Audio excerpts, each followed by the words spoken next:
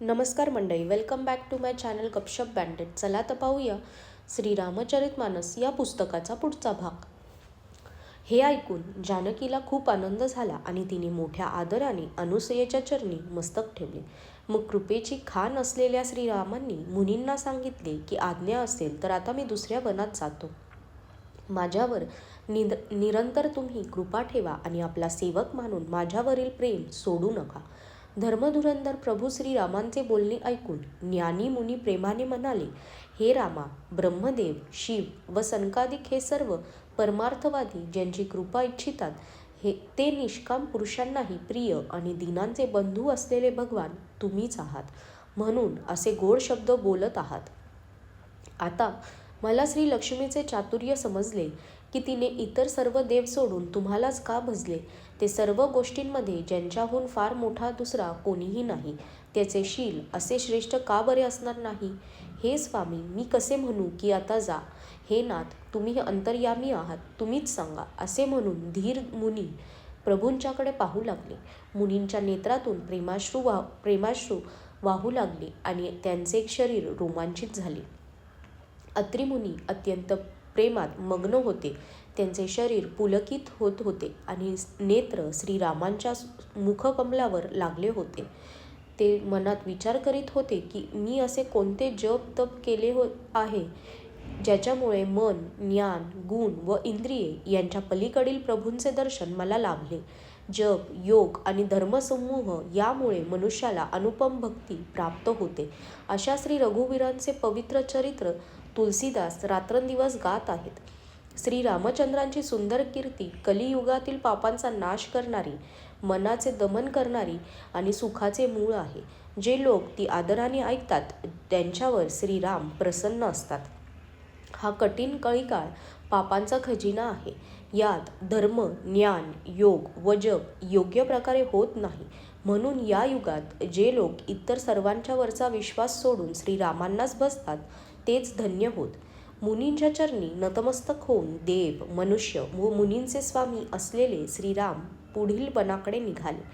पुढे श्रीराम, त्यांच्या मागे लक्ष्मण असे दोघेही मुनिवेशामध्ये फारच शोभून दिसत होते. ज्याप्रमाणे परब्रह्म व जीव यांच्यामध्ये माया असते त्याप्रमाणे राम, लक्ष्मण यांच्यामध्ये सीता शोभत होती. नदी, वन, पर्वत आणि दुर्गम घाट हे सर्व आपल्या स्वामींना ओळखून चांगल्या प्रकारे वाट देत होते. श्री रघुनाथ जिथे जिथे जात तिथे तिथे मेघ आकाशातून सावली धरत होते. रस्त्यात विराट नावाचा राक्षस भेटला. समोर येताच श्रीरामांनी त्याला ठार मारले. श्रीरामांच्या हातून मृत्यू पावताच विराधाला दिव्य रूप प्राप्त झाले. तो दुःखी आहे असे पाहून प्रभूंनी त्याला परमधामास पाठवून दिले. नंतर लक्ष्मण व सीता यांना घेऊन प्रभू शरभंग मुनींच्याकडे गेले.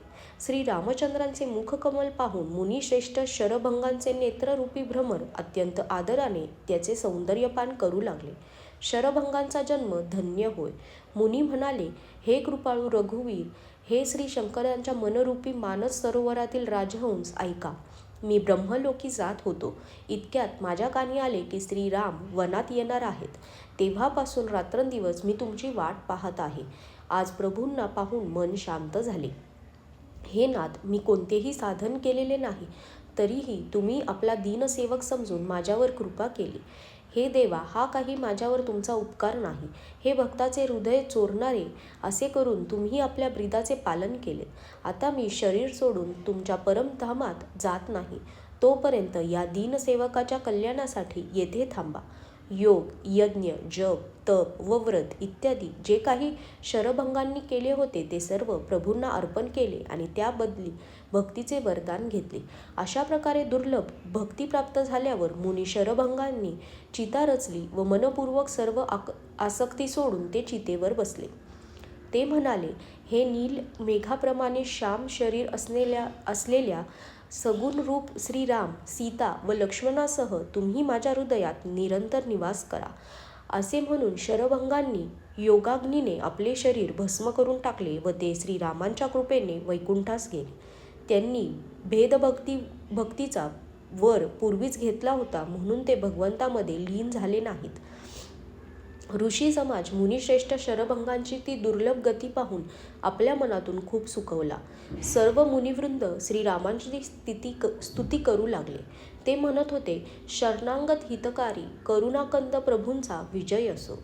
नंतर श्री रघुनाथ पुढील वनात गेले. श्रेष्ठ मुनींची अनेक मंडळे त्यांच्याबरोबर निघाली. वाटेत एका ठिकाणी हाडांचे ढीग पाहून श्रीरामांना अतिशय दया आली. त्यांनी मुनींना विचारले. मुनी म्हणाले, हे स्वामी, तुम्ही सर्वदर्शी आणि अंतर्यामी आहात. सर्व जाणत असतानाही आम्हास का विचारता?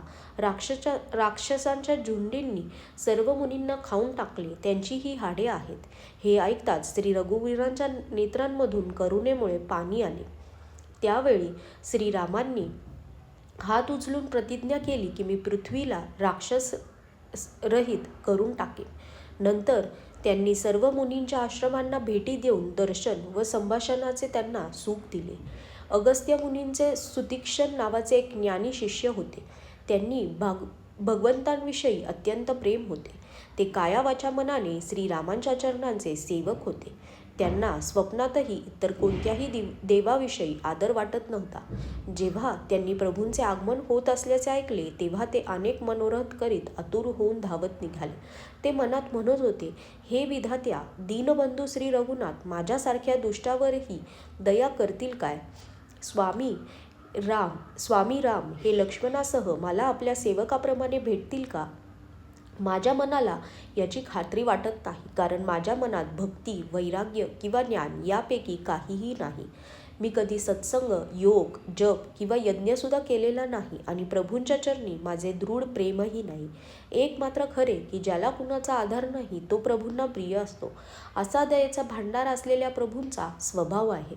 भगवंताच्या या स्वभावाची आठवण येताच ते आनंदमग्न होऊन म्हणू लागले की भवबंधनातून मुक्त करणारे प्रभूंचे मुखकमल पाहून आज माझ्या डोळ्यांचे पारणे पेटले.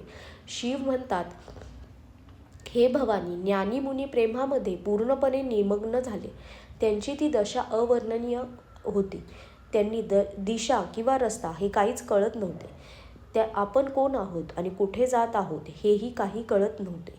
ते कधीही मागे वळून पुन्हा पुढे चालू लागत आणि कधी प्रभूंचे गुण गात नाचू लागत. मुनींनी प्रगाढ अशी प्रेमभक्ती प्राप्त केली होती. प्रभू श्रीराम वृक्षाआडून लपून भक्ताची ती प्रेमोन्मत्त दशा पाहत होते. मुनींचे अत्यंत प्रेम पाहून भवभय हरण करणारे श्री रघुनाथ मुनींच्या हृदयात प्रकट झाले. हृदयात प्रभूंचे दर्शन झाल्याने मुनी रस्त्यामध्ये स्तब्ध बसले. त्यांचे शरीर रोमांचामुळे फणसासारखे काटेदार झालेले. तेव्हा श्री रघुनाथ त्यांच्याजवळ आले आणि आपल्या भक्ताची प्रेमदशा पाहून मनाने अत्यंत प्रसन्न झाले. श्रीरामांनी त्यांना जागे करण्याचा खूप प्रयत्न केला, परंतु ते जागे झाले नाहीत, कारण त्यांना प्रभूंच्या ध्यानाचे सुख लाभत होते. तेव्हा श्रीरामांनी आपले राजरूप लपवले आणि मुनींच्या हृदयात आपले चतुर्भुज रूप प्रकट केले.